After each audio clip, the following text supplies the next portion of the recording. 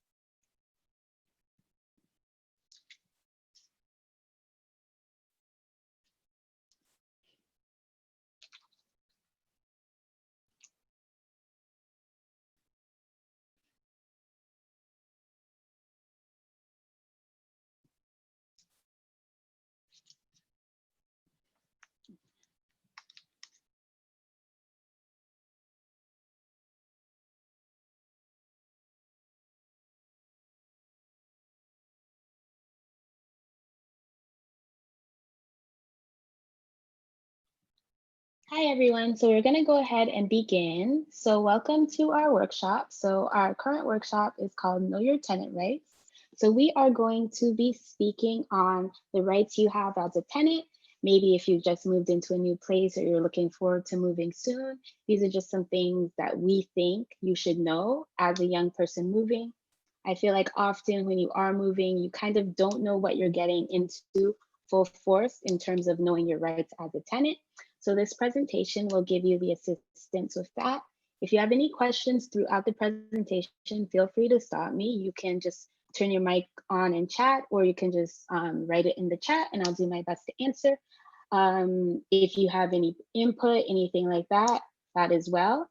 At the end, we are going to be talking to you a little bit about rest centers and what our organization does, because we do have some great opportunities for young people who are looking for housing. We will also be doing a survey, and the cool thing about the survey is the first 2 people to answer the survey will receive a $25 grocery gift card. So make sure when we do say it's time to do that survey, you're quick, you finish quickly, so you can have that chance to win that gift card. I will begin now. Again, if you have any questions, feel free to interrupt me or just let me know in the chat. So today's agenda, we're going to be talking about your leasing agreement. When you do sign a lease, we're going to talk about the standard lease and what it should include, because often when we do sign leases, sometimes you kind of skim over it. You might not read the whole thing. So we're going to talk about what should be on that lease and what you should look out for. We're going to talk about relationships with your landlord and any disputes you may have with them and how to handle it. We'll discuss discrimination when you're looking for somewhere to rent or when you are renting. We'll discuss the privacy you have as a tenant and questions you can ask your potential landlord before moving in, just to make sure it is a smooth transition to your new housing. We'll also talk about evictions, holding up your end, and then again, we'll talk about how REST as a center can help you.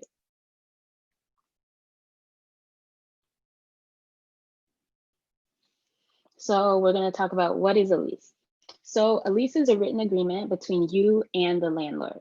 So previously, before April 2018, you could do verbal leases. So you can meet someone, you can be like, hi, in my lease, I want to have that I can have a cat. In my lease, I want to have that the hydro is paid by the landlord.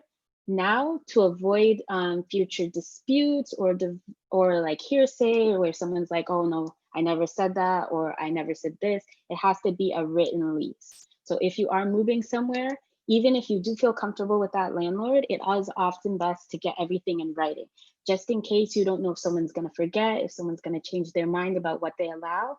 So if you get that written on the lease, that is best. So we're going to be talking about a written lease and what a standard lease is. So as a tenant, that is somebody who is living in that unit. So we're going to be using the word tenancy a lot. So tenancy means you're the legal right to live there. So a lease is also known as a legal agreement, lease, or a rental agreement. Again, sorry, I talk kind of fast. So if I say something and you didn't really catch that, just say it in the chat or just let me know and I will repeat myself.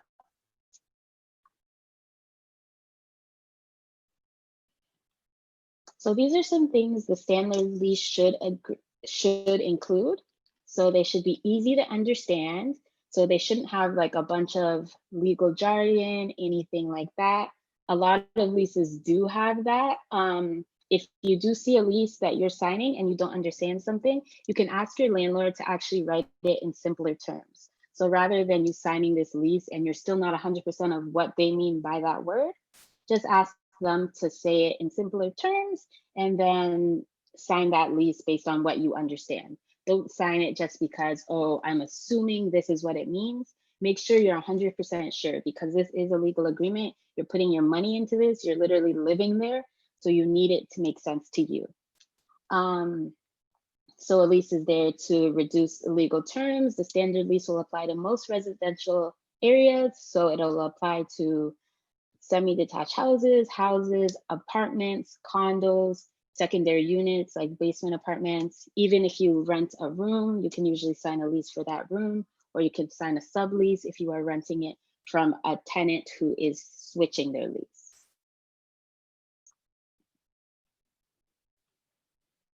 So the mandatory fields that should be filled out when you are signing a lease are as followed. So you want to make sure your name is on there. That's your legal first name, your legal last name, and then the landlord's legal first name, legal last name, to be sure that you are the person living there. The amounts that you would like to pay for that unit, if there are any additional charges, and other terms that you agree to with the landlord. So for example, I have signed a lease before where the landlord said that they were going to pay for Wi-Fi, so they put it on the lease. If they don't put it on the lease, then you might have to assume that that is your responsibility.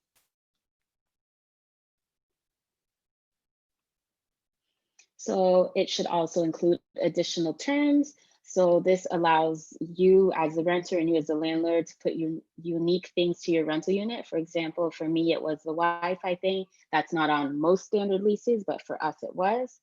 General information for the landlord and the renter's rights, responsibilities, information like that, that should all be on that lease.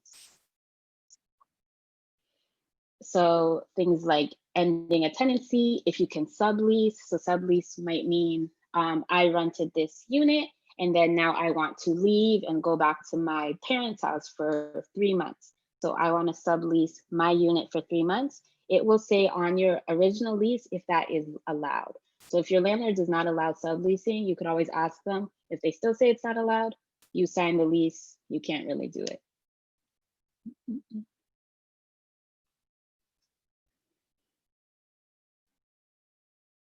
Okay, and so now we're going to talk about money. So I found this cute little cat with money on it. So we're going to talk about money and charges. So your landlord can make you pay a security deposit. So the security deposit can be your last month's rent. So say I am moving somewhere and my rent is $1,600 a month. To secure that unit, I can pay $1,600, but I'm just paying last month's rent before I move in.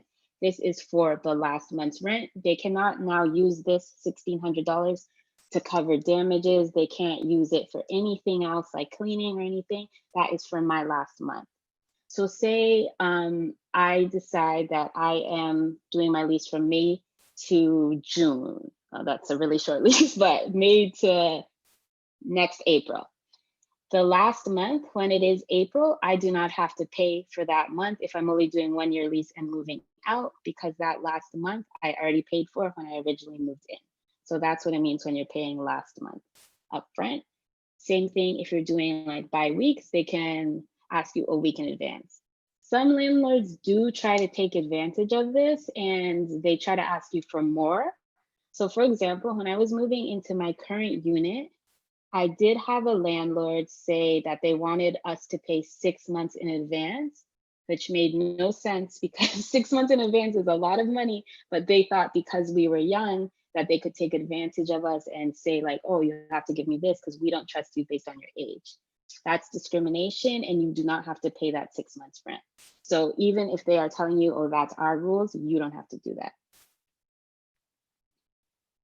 Yeah, so security deposit is not for cleaning and damages and all of that. It's for that last month's rent. Unless the landlord and you discuss and agree on something otherwise, where they say, oh no, there's an additional charge for this, and that's on your lease, then okay, yeah. But with a standard lease, that security deposit is your last month's rent. So this is something else your landlord could ask. So they can ask you for a deposit for keys. Like say you have a specific fob to get into your building. Those usually cost like $50. If you lose it, the landlord can say you have to pay a fob fee. Or the front door key, they can charge you maybe like $10, but it has to be the same amount of how much that thing costs. So if the fob only costs $50, they can't say, oh, we need a key deposit of $200. It has to be the same value. So if you want, if you are looking at your lease and you're seeing that they're having a deposit cost that doesn't make sense to you, you can try to look it up. You can try to call the landlord tenant board to ask for some clarification. You can also ask the building manager of that building if there is one and try to see how much that fob costs and if that makes sense. So when you are signing that lease, look into every single thing just to make sure what you are doing makes sense. Also with a key deposit, if you do pay for that key deposit and then you return your key at the end of moving out, make sure you get your deposit because it's just a deposit. It's not that you're paying for the key or that you're buying the key. So they have to return it after.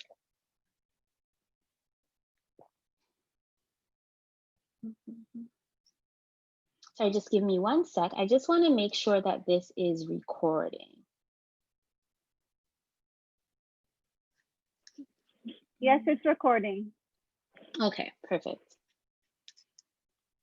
Okay, so back to the deposits. So your landlord can also charge you a fee if you write a check and the check bounces. So this is like a non-sufficient funds check, or so say I say that I give my landlord a check for $1,600 and I don't have $1,600 in my bank account, the check is going to bounce. So then the landlord can charge a fee. It's usually $20 for that check that bounced. So additional, when you pay that $1,600, there's also going to be a $20. So just make sure that you do have that money in your account. And if you don't, for whatever reason, talk to your landlord about it. Try to like build that bonds with them so that if something like that does come up where maybe that month you're short a little bit, you can tell them in advance so you don't end up paying fees that you don't need to pay. Some landlords try to ask you for things like post-dated checks. For example, my landlord made us give 12 months post-dated checks. And doing this presentation, I realized that that's illegal. You don't have to give post-dated checks. But for us, we didn't know that. So we signed 12 post-dated checks for the amount. And then every month it just comes straight out of my bank account. For me, I personally don't mind that just because for me, now I don't have to remember to pay you every month. However, they can't demand that from you. So you can talk to them and reason how you're going to pay them. But there shouldn't be any form of automatic payment if you don't want that. So if you have paid anything illegal, like any of these fees, for example, if I wanted to take my landlord to the landlord and tenant board, I could do that, but it has to be within the year. So if you now realize that, oh, when I moved here, there was this charge and it wasn't supposed to be that way, and you want to take your landlord to the landlord and tenant board, as long as within the year, you can do that. Yeah, the key thing was always sounding like a way to get extra money, like Martha was saying in the chat. Okay, so now we're going to talk about discrimination. So often moving, I feel like, especially in Peel, there's actually a lot of discrimination with who people want to rent to or why they're being picky for whatever reason, I don't know, but there's a lot of discrimination. So we're going to name the things that they cannot discriminate against. So pretty much, as long as you have the funds and you follow the lease, they can't say you can't live there. But these are the reasons people usually do discriminate against for.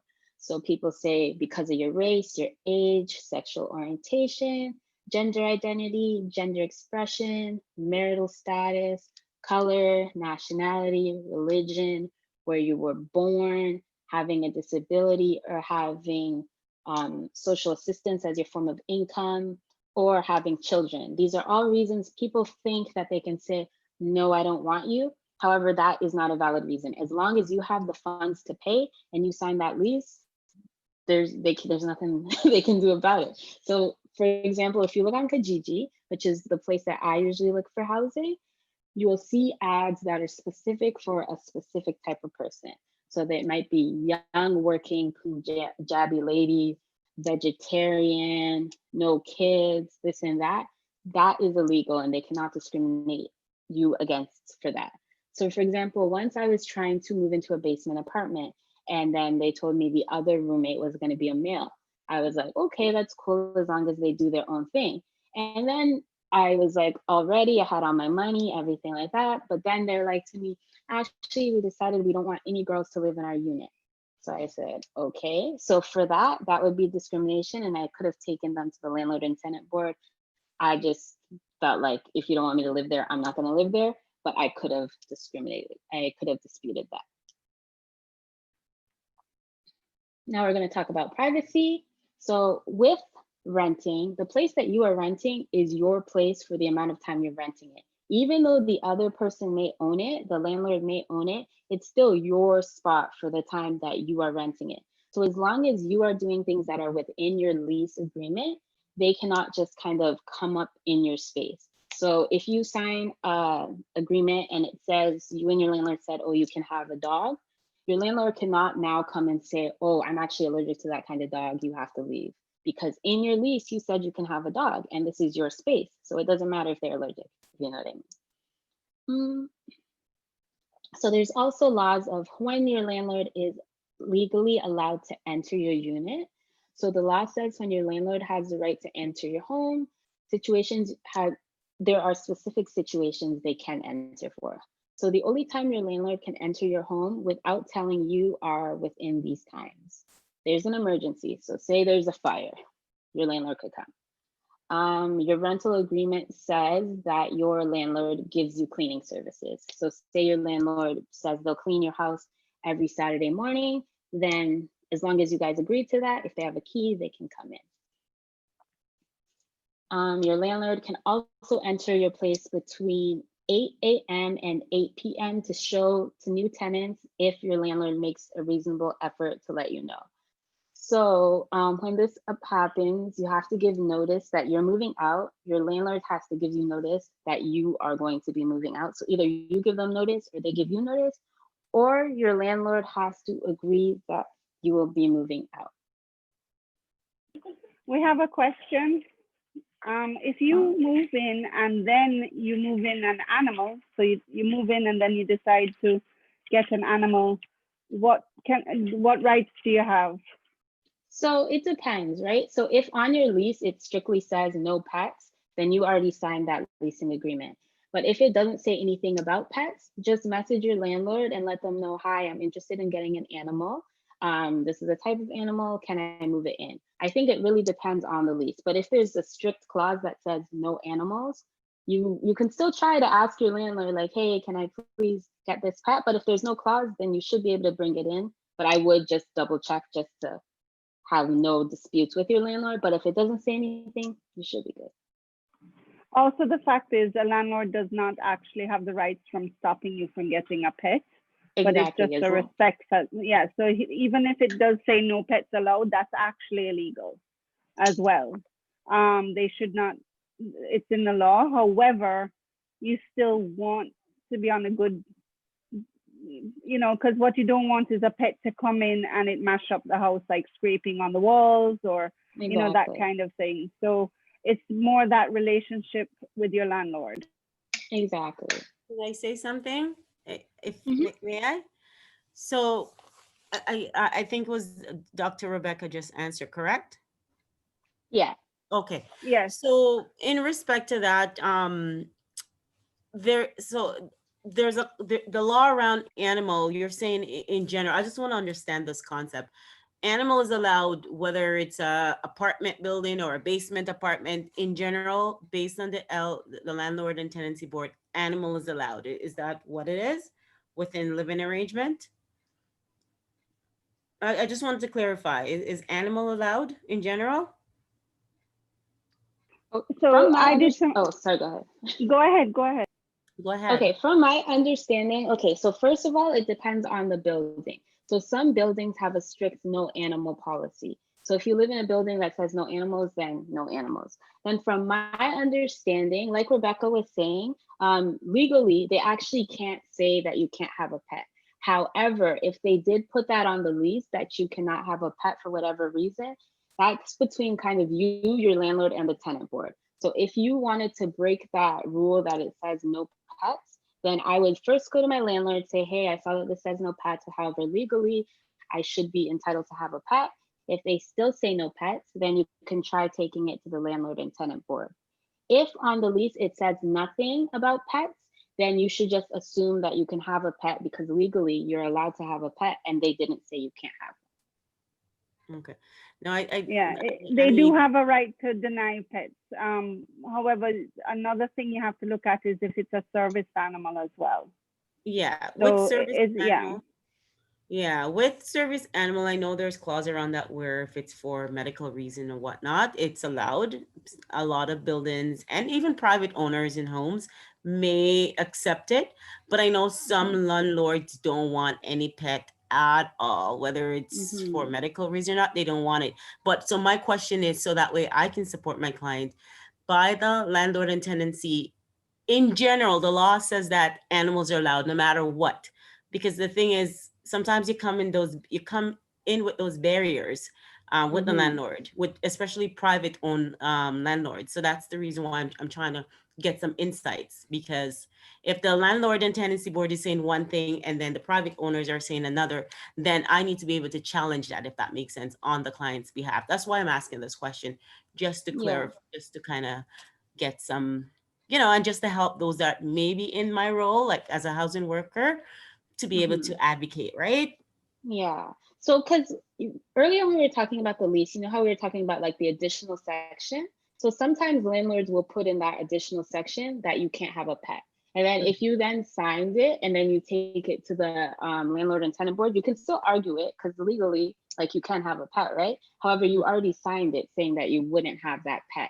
So it's kind of sticky and it's kind of a gray area because you both made additional agreements and you already agreed to that. Mm-hmm. Okay. But you can So what I definitely would do in try. those I just don't cases, know. yeah, what I would do in those cases is if the person is thinking of getting a pet, um, then maybe not sign that lease or say to the landlord, I am thinking of getting a pet. Um, Exactly. that's all. Yeah, I mean, the problem is before you sign a lease, the landlord has all the power, That's it. Hmm. That's and written binding. and this is a problem that we have. But on the flip side, what we're not doing is reporting these landlords before signing a lease to the rent board to try and get our rights back up. You know what I Mm-hmm. mean? Exactly. You know, And then because we also, also have seen cases where they have ethnic restrictions in even the rent ads. Mm-hmm. And we have to stop that as an advocate. And if we're all advocates on the call, we need to start standing up for our clients to the rent board and say, hey, and report these landlords who are abusing the system before people sign a lease. For sure. exactly.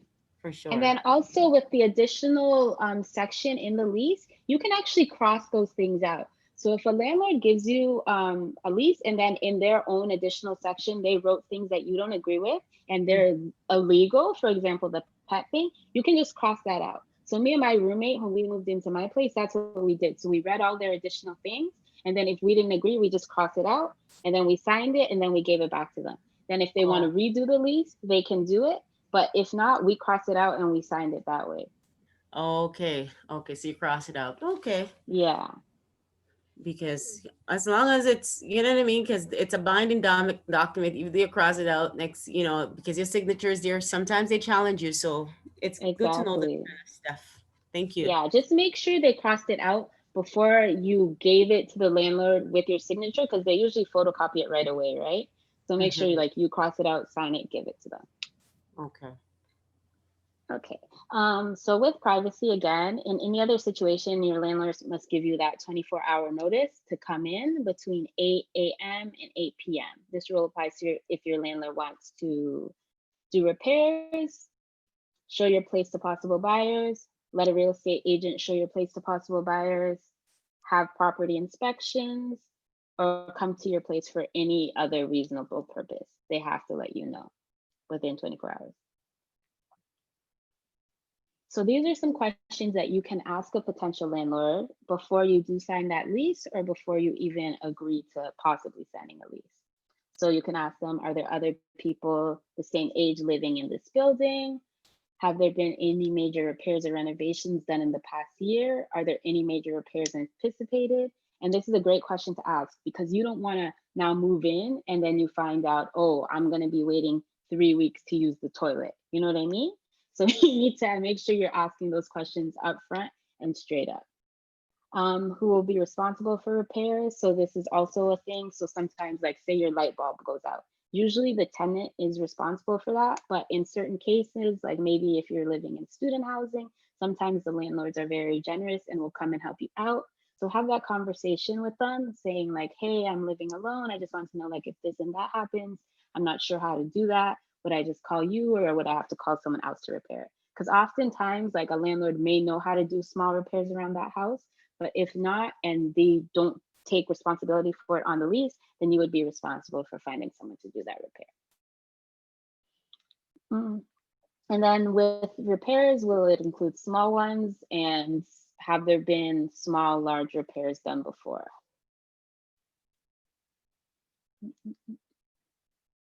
And also, of course, you want to know how are you supposed to pay your rent? A lot of them take e-transfer now. A lot of them do checks now. Sometimes you would give it to the property manager. So just be clear on how they would want you to do payment. Do we have to buy the bulbs ourselves? Usually, yeah. So if your light goes out in your room, you would have to go and buy the bulb because it would be working for the time that you live there. But again, it depends on your lease. If they say, oh, we'll buy the bulbs, then they'll buy the bulbs. But if it's just for you living there, yeah, you're responsible for the light bulbs. And then you would also want to know small things like where is the closest laundromat? So say there's no laundry in the building, that's something to clarify because sometimes you may just look at the unit, forget to look around the building, then realize there's no laundry machine. So just ask them, is there in suite? Do I go downstairs? Is it across the street? Like, where am I going to do my laundry? Simple things like that. Okay, now we're going to talk about evictions. So a landlord can force a tenant to move out. A tenant can be evicted for any of the following reasons. So the tenant is not paying the rent in full or at all. Again, before you get to this point, so say you are having issues with your finances at that point, tell your landlord immediately. That way you and your landlord can figure something out. The tenant fails to make payments the day rent is due. The tenant is excessively or unreasonably noisy. So say you're living in an apartment and you're constantly getting noise complaints from the neighbors or you're constantly having security come up. The tenant has damaged the property beyond normal wear. So that would be something like you've punched a bunch of holes in the wall or something like that. Little things like paint chips, something like that, that's not a reasonable amount. The tenant is engaged in illegal activity. This is a question about the bathroom curtains. So landlord is responsible for replacement. So with bathroom curtains, again, that depends. So if you are moving into a furnished apartment and they come with curtains, you may be responsible for replacing your own. So I know for me, I've lived in furnished apartments and unfurnished. Both times I had to get my own my own curtains for the shower. So usually you would be responsible for things such as curtains. Take it like curtains are kind of like bed sheets in a sense. So if there's a problem with your bed sheets, you replace them. So just like curtains for a shower. Another reason is the landlord is caught smoking in a non-smoking unit. So some landlords will agree to make the unit smoking, even though legally most indoor places have to be non-smoking. But if they specifically say no smoking, you've had that conversation and you constantly smoke, then you are going to possibly be evicted. Okay, Martha, have a good day. We'll see you later. Guys, I'm going to take a quick second just to get my laptop charger. So I'm just going to turn my camera off for about one minute. No problem. Go ahead. So here are a few things as well that we can talk about while we're waiting. Pardon? Sure, go ahead. Yeah. Sorry, so I kind of help Faithful with the workshops. I'm Rebecca Harper. Sorry, one of the things that she mentioned when it comes to communicating with your landlord, we also recommend you communicate by email. And because your conversations can't be proven to the to the rental board if if a conflict arises with your landlord. So we recommend that everybody communicates in writing, either by email or even a text. And even if it's a text, you can do a screenshot and just save it and make sure the date stamp is on it so that you can prove a conversation with the landlord. Very true. Exactly. That's awesome. So even if you do have that conversation in person, after you do, follow up with an email. Just be like, hey, as discussed today, put the date and then say exactly what was said, just so you have it. Even if it's over the phone, always follow up with an email. So you have that guaranteed. Can I just share something quickly just to prove what you're saying, just for those that are Yeah, please. So I have a situation where I was just newly hired in my role. And so the other worker that was exiting the role because she went on mat leave. And because of COVID and all the stuff, we were not able to properly brief and transition. So I took over the case and I had one landlord reach out to me. I guess the previous worker mentioned, the previous worker had conversation with the landlord and saying, I guess the unit was damaged because the tenant was in it. It was damaged, tenant move out. And of course I came on board and the worker left and nothing wasn't done. And so what happened now me as a newbie coming on board don't really understand. I don't have much documentation because again I didn't get much briefing. So now my next step was now to help this landlord, because this landlord was saying it's either I take the client to landlord tenancy board or the agency repair the damages. So of course we always try to mediate stuff, and we don't want to go to tenants and landlord board is the last resort really want to do. So basically I was able to like advocate and said to the landlord, do you have any documentation of what my colleague, because like I don't have anything on file. Unfortunately, she was not able to document certain things with what was happening. So for me, my boss was not able to authorize anything, like to fix anything without some sort of proof, right? So it's a good thing that I was able to think outside the box because of my previous role that I'm coming from, right? I was in a worker, like a housing worker before, and I brandly start this role at another agency. So with my previous experience, I was able to think outside the box and ask the landlord, do you have anything? Was there anything communicated by email or text message? Because of course the landlord texted me. So I said, there gotta be some kind of communication that was going on via text or over the phone. So then he said, yes. I said, can you send me everything? Because I mean, in order for me to help you, it's not like we want to leave your place wrecked and because that's not how you give the client. Send me all the documentation so I can, provide to my boss to see if we're able to repair the damages, right? Because the damages is over like $2,000 and odd dollar, and the agency only pay a certain amount. So in order for us to really help, to see what we can do, I needed proof. And it was good thing he did had documentation. He had email documentation and text documentation that he was able to screenshot and actually send to my email. So just to really support what you're saying, Dr. Rebecca, I'm telling you, it is so true.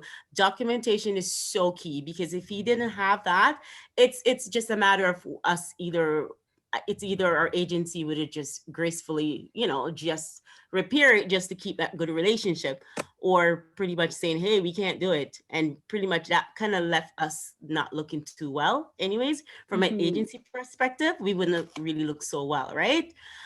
So it's really, documentation is really, it's a key. And I share this just to really share this with whoever may be in that role. You may not experience that yet, but so much conflict can arise when we don't have proper documentation. The reality is, we do have clients that, with all good intention, they don't go into the unit to make trouble, but things happen, right? Because of whatever it is that's the situation that they're facing, right? So us as worker have to do good documentation realistically and build proper report. Because if I was not a people person, and the way I came in and transitioned, like as I said, he would have started the process, right? But he says, you know what, I don't really want to go there, but if us as an agency is not going to, then he has to, right? So I just wanted to share that. No, that was a great example. Thank you so much for sharing that, because it really holds weight on what we're talking about. Because if you don't have that documentation and it's all hearsay, it's really just what I said versus what this person said. But when you have it written down, you can't really go back and say, oh, they said this, if I have mine in writing.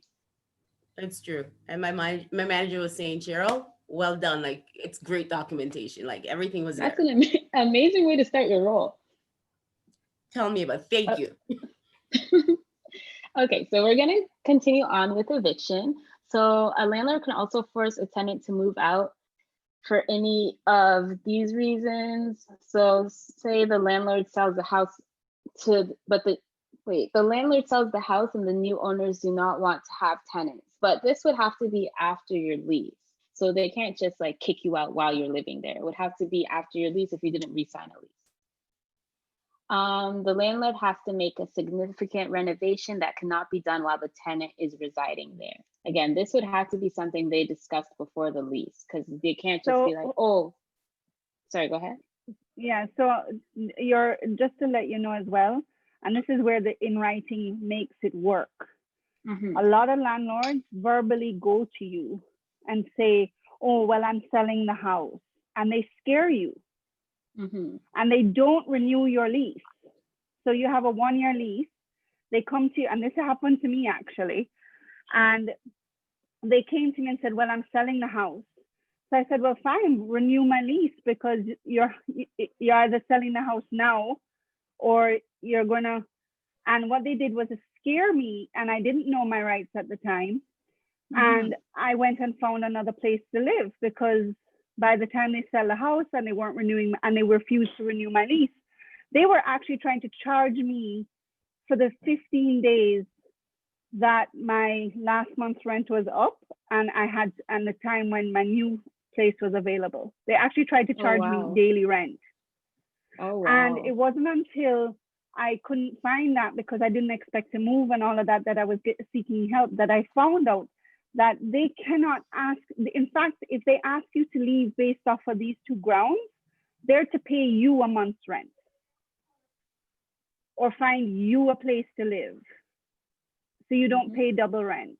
So just, and what was, yeah. Sorry, go Hello? ahead. I'll ask you, just because this is a very important area that I personally need more clarification on. So I really, really need to understand when you're done, like, so I understand exactly what you're saying. My rights. Right. So exactly. So where this comes into play is that if your landlord says this to you, oh, I'm going to sell the house, so maybe it's best that you leave because we're going to sell it to a developer, or when I'm not sure if the buyer is going to renew the lease for you, they are supposed to renew your lease if they have not sold the house by the time your lease is up, right? And number one. And number two is ask them for that in writing.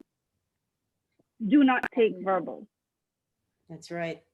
So what happened was the lady ended up losing out because when I found out my rights, I was not paying her the 2 weeks rent because it wasn't even 2 weeks rent. It was 8 days, number one. And number two, she ended up without a tenant up to now, and she still hasn't sold the house. Sorry, what was the situation? She was moving? She was selling the house to a developer. Oh. The land, it was a bungalow house on one piece of land, but it was actually 2 lots. So she's selling the land, not the house. And she basically came to me verbally and said how, so basically she told me whoever's buying the house is going to knock the house down, which is true because it was an old house. And so, but this was all done verbally and then, and not in writing. So I had no leg to stand on because she was like, so when it turned around, it looked more like I decided to not renew my lease and leave.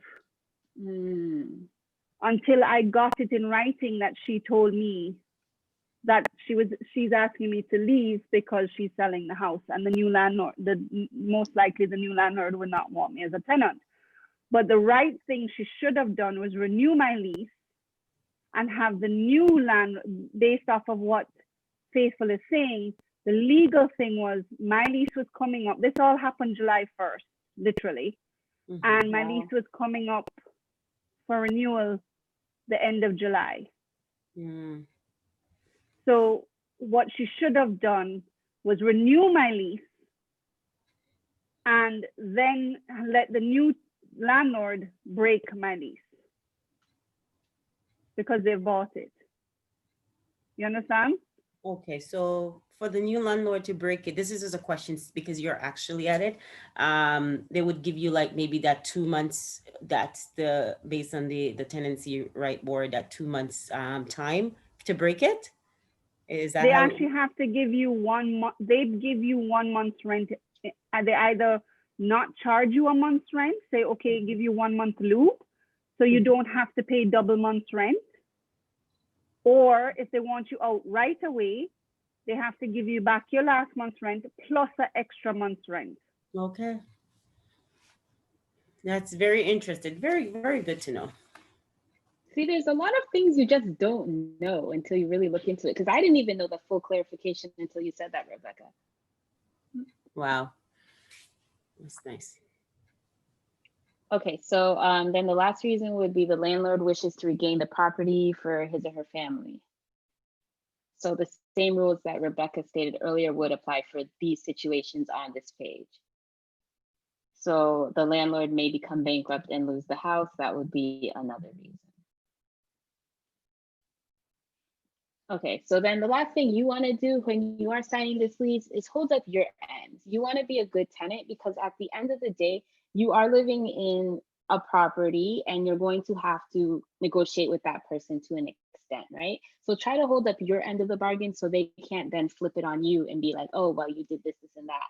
So if you're holding up your end of the lease, there shouldn't be too many issues. If you do, the major thing I would say is communication. If you do have any issues, you can't pay your rent 1 month, there's damages that occurred, tell your landlord right away and try to figure out a solution with them rather than having them evict you or rather than have them take you to the board. Make sure you just have that communication with them.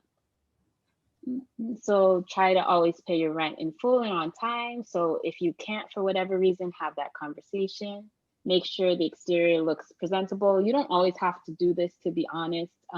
It is their house, but they might have a certain thing in the lease where it's like, oh, they want the front cats.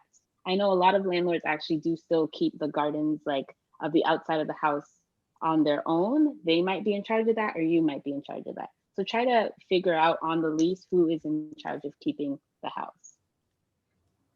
Make sure you try to respect their rules. Whatever is on that lease is what you respect. If they make a rule that's not on that lease, it's none of your business. It has nothing to do with you because they didn't write that on that lease. So it would be something that you would have to add. When you move, make sure that you keep your previous landlord's number in place so you can use them as a reference, because some landlords do ask for a reference, especially if you are young, they love to ask you for a reference. So if you did previously live somewhere, try to keep that reference. And that's also why you kind of want to hold up your end. So the next place you do move, you can use that reference from your previous landlord. That's true. Okay, and these are some websites that you can go to for more information. If you do want this slideshow, I can send it to you and give you these links. So the main thing is like renting in Ontario, your rights, what are my rights as a tenant, settlement.org, and human rights for tenants. And then also, if you would like to contact the landlord and tenant board for any reason, if you realize that maybe your rights were violated within the last year, that's the toll-free number right there. You can call them and then they will give you a number for like the GTA or PL. They do have a long wait time though, so keep that in mind if you do want to call them. Yep, I can definitely send you the slide. Okay, yep, we can get you that as well. Okay, so now we are going to, Rebecca, do you want to go into how can REST help you, or do we want to do the survey first? Can I ask a question before you get into? Yeah. It's going back to eviction, right? So Okay. I don't know if you had given us any process of how the eviction process works. Like say a landlord says, hey, I need you to leave based on those reasons that you have mentioned. What does the landlord have to do? Give something in writing? How Has does to do eviction in work? writing, in writing, and do not accept anything else but in writing. Mm-hmm. Okay, so then the writing would comes from those forms that the landlord and tenancy board has, or the landlord can write up their own little write-in on a piece of like, you know, in words and sign it and put it like a notice. That's fine too.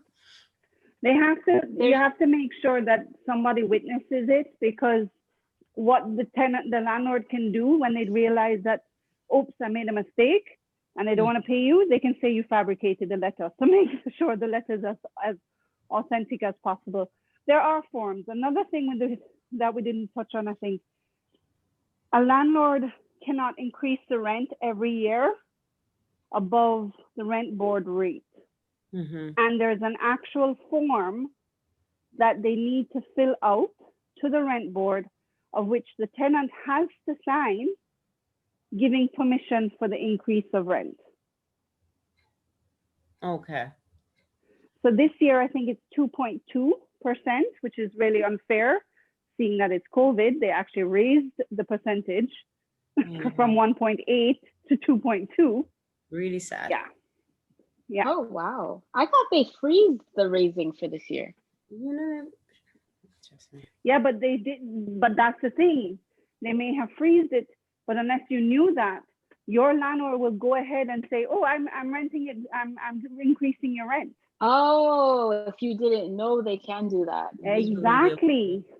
Yeah. Oh, wow. Yeah, if you don't know your rights, I think that's what Rebecca's saying. They can illegally increase it without your knowledge, and yeah. Wow. Yeah. Okay. I had my same landlord tried to increase my rent by 3% in the first year, and I was like, huh? And then they had to take it back. Wow, you really had trouble with that landlord. Yeah, well, they're not there anymore, so yay. God is good. So did you want to do the survey and the prize now, or do you want us to talk about rent? No, let's do so rent, because one of the things that you mentioned about starter kits and bathroom mats and things like that. We at Rest Center, we have a transition program where we do help youth at risk of homelessness and with homelessness with finding homes. We do offer a rent subsidy, and these are for youth under the age of 24 and under. So you want to go on to that, the bare necessities program and the rent subsidy, or you want me to? Yeah, so I'm gonna start with the Bridge of Hope program, and then if you want to do bare necessities. Okay, so the Bridge of Hope program is one of our programs here at REST. So the Bridge of Hope program is a host program. So we do help youth who are 17 to 24 find a landlord within the community. So members of the community can provide a safe living space for youth who are homeless or at risk of homelessness. So we do screen these landlords prior to, we let them know about the program. I'm sure there's a vulnerable sectors check in place, everything like that, just to make sure this is a safe space for our youth. The goal of this program is, of course, to prevent youth homelessness and to help with that transition process. So many of our youth may be transitioning from CAS. So to help them with that transition into adulthood, the Bridge of Hope program is that nice little middle ground where you do have a landlord that understands that, yeah, you are a youth, you may not know this, that, and will actually help you through the process. So we try to find good landlords who are not going to take advantage of our youth, who will help them with that transition. With this, you would have to agree to work with a case support manager who would help you with goal setting and would help you with planning for your future with housing. So we do interviews and screen these potential landlords.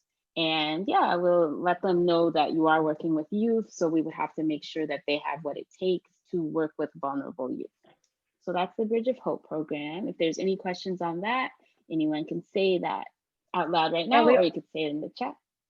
And we also offer the rent subsidy, which is $200 a month for the youth that find a place. And I guess we're going into bare necessities.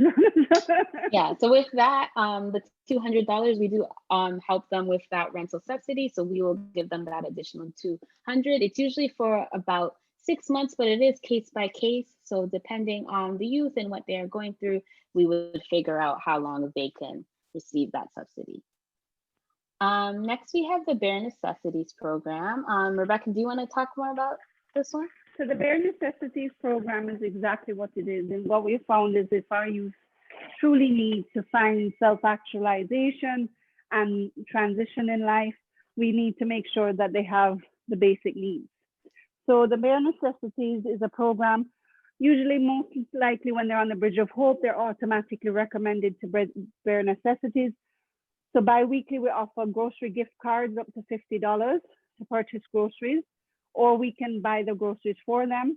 We also do the new rental starter kits, which can include even from a microwave to bed sheets to even that shower curtain that Faithful was discussing earlier. And again, this is available for youth 17 to 24. And we also feed it through the Black Youth Support Line. And, you know, that we speak to them as well. You know, we check out. So for example, we have a young youth, she just had a newborn baby. So we're buying the groceries for her and delivering it instead of giving her the gift card. But a lot of the youth love the gift card because they buy fruits and vegetables with it. You know, and we do empower them by giving them the choice of what they need in their groceries or what gift card they want, because we don't want them to feel like they must take what is given. They must be empowered to seek the help they need to be better. Exactly. James, thank you so much for sending that thing about pets in the chat. So if Cheryl, you did want to look more into that, James shared a link in the chat for that. I mean, on a personal note, we got a cat 7 months into our rental, but it was fine. Like our that's the one thing she didn't really care, because we made sure that the cat we cleaned up after the cat. We made sure the cat never was, she had a scratcher. So the house, you would never have, when I left that house, you would have never known a cat lived there. Awesome. Okay, and then the last program we are going to talk about is the program me and Rebecca actually both work for. So we are both Black Youth Support Line counselors. So with the Black Youth Matters Support Line, we help youth who are Black, who are at risk of homelessness or facing homelessness with literally anything that they need. So if they call in and say, hey, I need help finding employment, we will help them find those resources. Hey, I need help going back to school. We will help them find those resources. Hey, I'm moving. We will refer them to our program to help them with housing. So literally anything a Black youth may need, we've got them. So with our support line, we are open to take volunteers. We are still looking into the process of like volunteers. Sorry, yes, we Rebecca. Are taking volunteers. Sorry, we are looking into volunteers, but they have to have a vulnerable sector as well as they have to have some social service qualifications. We're actually taking placement students in their second year and social work because we do certain counseling. Exactly. Yeah, so there is a counseling aspect to it. It's more informal counseling. We can schedule little counseling sessions with our youth. It really depends. We just try to build that rapport, make them feel comfortable. With our support line, we do have more limited hours right now because it is just me and Rebecca, but hopefully once we get those placement students and some volunteers, we will be available more. So I do work the evening shift. So I do like Monday to Thursday, and I am from 6 p.m. to 10. And then Rebecca is Monday to Friday, and then she's from 10 a.m. to 2. Another thing that we're offering, and I know we have a lot of people online, is the other one that is, sorry, I was reading James's message, sorry. Yes. I was like, what? The other thing that we do is if you know a youth isn't going to call, because what we're hearing, where our research is showing is our Black youth don't like to ask for help. They're either recommended for help. So we're also offering that you can email us these youth. You can ask them, get their permission to give us their phone numbers. And I just posted the forms, the Google forms. You guys go ahead and do the survey because now we're talking. But yes, so the wonderful thing about it is you can email us their names, their telephone number, and the time that they would prefer us to call. And you can do that at any time because we can schedule the call at any time. So please, if they don't want to call, or if you find they're hesitant to call, then can you hear me? Yep. Okay. Then please email us and say, call these clients of mine, call them at this time, just because we know you're like Peel especially is in lockdown right now. So sometimes we just call to talk and say, hey, how is it going? How is it gaming? And we have a lot of single mothers. So I talk to them about parenting and having a new baby and we talk about everything. Yeah. And there's a lot of isolation right now with COVID. So say you have like a youth that's living alone and you just want someone to call in and check up on them in the evening or something, I can do that. I'll call them, just say what's up, see how they're doing. Because if they are living alone, they're young, it is nice to just have someone to talk to. It's true. Having that buddy system is absolutely exactly. And we try to be like as casual as possible. Like we're not gonna come and be all formal, like all in their business. We just want to have a conversation. So pretty much what they want to talk about is what we're gonna talk about. So now I've posted the link to the survey.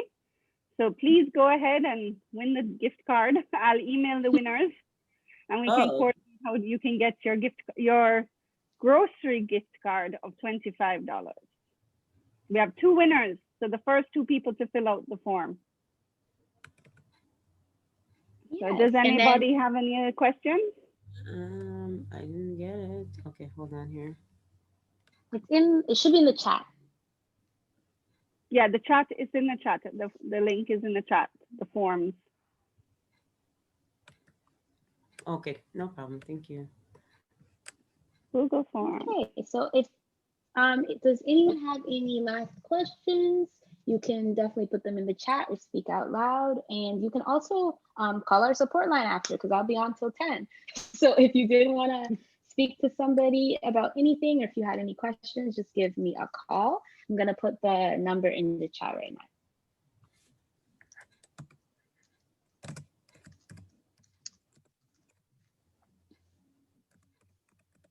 Okay, so if we are all done here, thank you guys so much for joining our workshop. Our next workshop is going to... Our next workshop, go ahead. Go no, you can say our